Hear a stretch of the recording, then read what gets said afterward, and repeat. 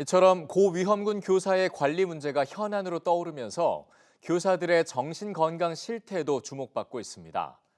학교 현장의 악성 민원과 과중한 업무로 교사들의 정신건강 지표는 갈수록 나빠지고 있는데요.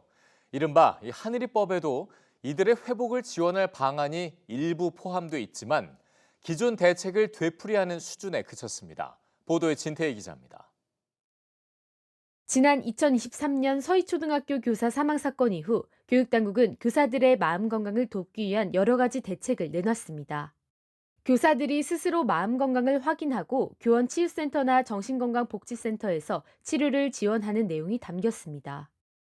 그런데 하늘이 사건 이후 1년 반 만에 나온 대책들도 달라진 게 별로 없습니다. 상담 치료를 위해서는 전국 교육활동보호센터 32개소, 상담기관 1192개소, 심리치료기관 218개소 등과 협력하여 전체 교원에 대한 상담 및 심리치료를 지원하기로 하였습니다. 문제는 이 같은 지원이 있어도 교사들의 마음 건강 상태가 계속해서 나빠지고 있다는 겁니다. 시도교육청별로 운영 중인 교육활동 보호센터의 상담 건수는 2020년 7,900여 건에서 2023년 3만 4천여 건으로 4배 이상 증가했습니다. 지난해는 반년만 집계됐는데도 무려 2만 2천여 건의 상담이 진행됐습니다. 심리치료를 받은 교사 수도 2020년 1,500여 명에서 재작년 7,500여 명으로 5배나 늘었습니다.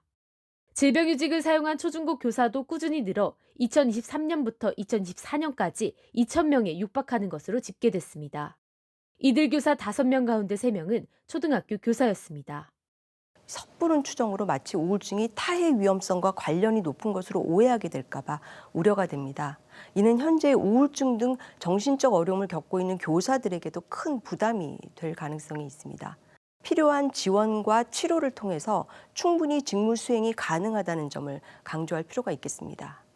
악성 민원과 과중한 업무로 인해 심리적으로 힘든 교사가 늘어나고 있는 만큼 회복에 중점을 둔 실질적인 지원 대책이 필요하다는 목소리가 커지고 있습니다.